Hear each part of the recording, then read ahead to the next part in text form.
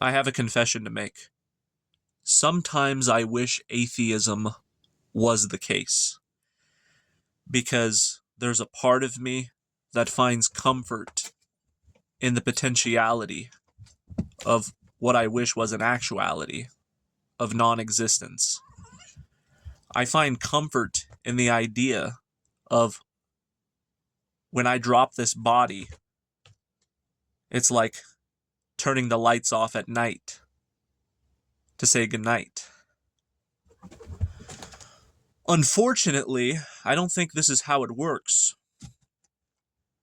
So I have this future tense fear of basically the crazy amount of pain and agony, both physically and emotionally, that take place in this realm is child's play in comparison to what the sentience that is endowed within this body will experience once it is taking its course in another body in an even worser condition than this one. Perhaps this condition is heaven in comparison to other types of experiences that can take place in this realm. And I'm not sure that there is an inevitability as far as what we can hang our hat on as an absolute matter of fact, that there's even a possibility of escaping this realm. Now, I don't want this to be the case. I honestly don't know, but it's a fear. Sometimes I read philosophy books that are more of a atheistic nature to see if I can resonate with it, because I want it to be true. I want my imagination to be playing tricks on me with an overactive mind. What are you talking, spirit? That's only an abstraction. That's only a thought based in language. Because all spirit is ultimately is just a word, right? Nah, man, that's all just superstitious primitivism. No, you're just an animal just like everybody else. And when you die, that's it. And Jesus Christ. And I find that sometimes I wish that was the case. Because as much as I hate this realm right now as it is, my mind is always thinking future tense, knowing that my spirit is real, and knowing that this essence of substance is going to exist elsewhere at some point. Where is that elsewhere? See, I don't want to ponder that. I would just like to think that you go nowhere. You go 6 feet underground because you're dead. You have no more central nervous system. There's no more neuroelectricity going on in your brain. And therefore, because consciousness exists in your brain, in your central nervous system, making you feel with the thoughts that you're able to have, that nature endowed you with as the most intelligent animal, just playing tricks on you, that you're just going to die, and you just have an overactive imagination. But the reason why I don't think that's the case is because I was born with a certain intuition. And an intuition is knowing, but not knowing how you know. You just know. You get these downloads. And I know that it is what I am, but at the same time, it's something that's outside of this. Right? And because I know of the existence of spirit,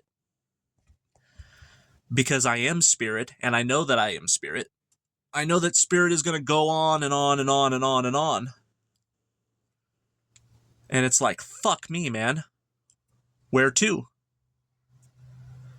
You know, I feel like we get it ass backwards when we talk of mourning death and celebrating life. I feel like baby showers and funerals are in the reverse. If anything, we should wear all black and mourn the child being born into scorn. Another slave existing to perpetuate this sick machine. How sad. Let's all shed a tear, but you go to a baby shower and everybody is just happier than a pig in shit. And they just go ape. They go batshit. They're beside themselves with happiness when life is born. Yet when somebody dies and they've essentially been put out of their misery and relieved, we cry, no, we got it backwards, man. And whoever died, hopefully, they go 6 feet under, and this shit show must not go on. But maybe we think we're the lucky ones because we have spirit. Maybe, in a way, we are the unlucky ones. That consciousness can be likened to somebody who should be asleep with the anesthesia while he's getting surgery, but he's paralyzed and he's awake and he can't scream, he can't communicate, he's a vegetable, and he feels everything. And he's not supposed to feel anything. He's supposed to be dead as a rock.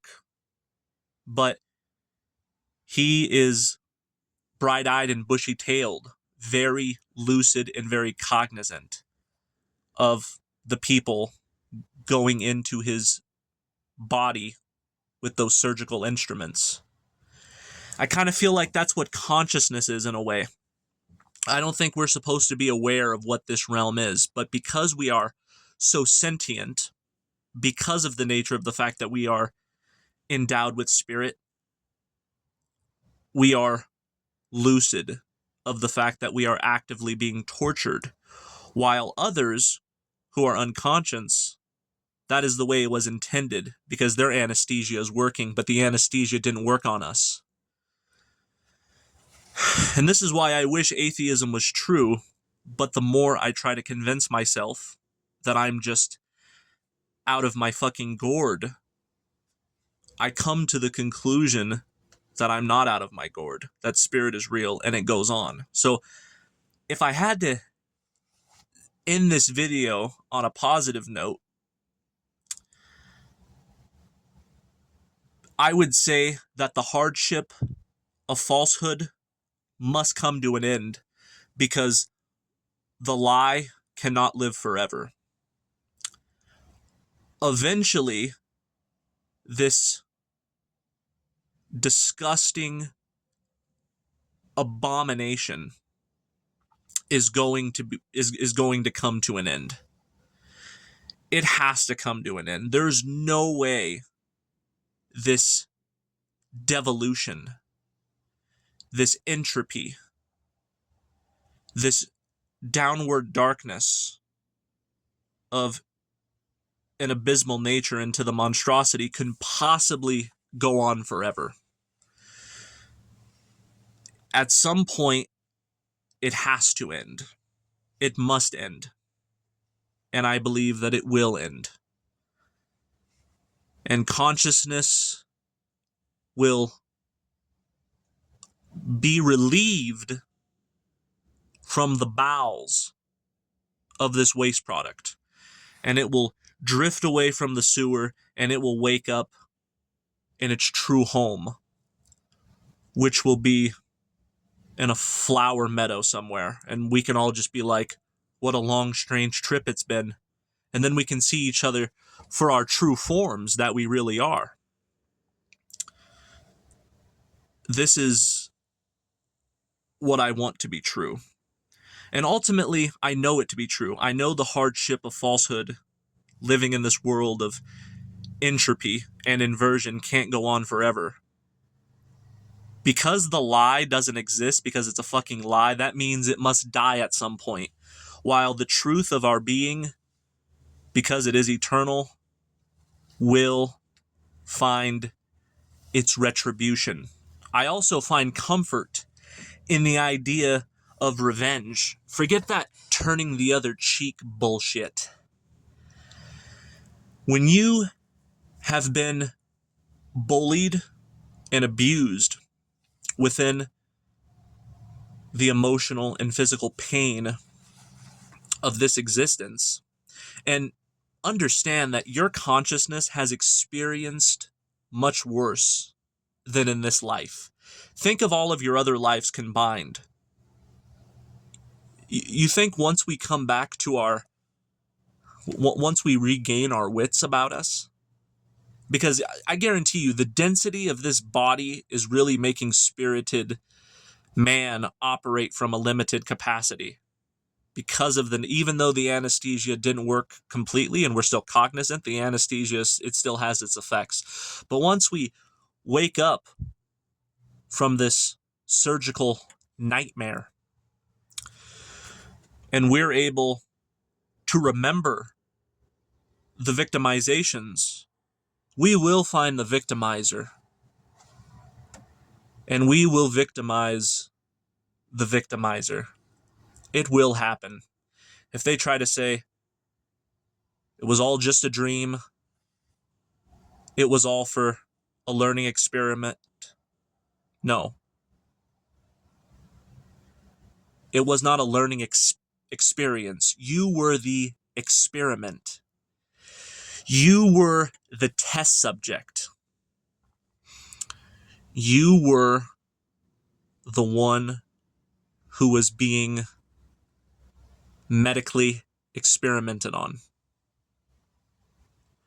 For what sake? I promise you it's for malevolent purposes.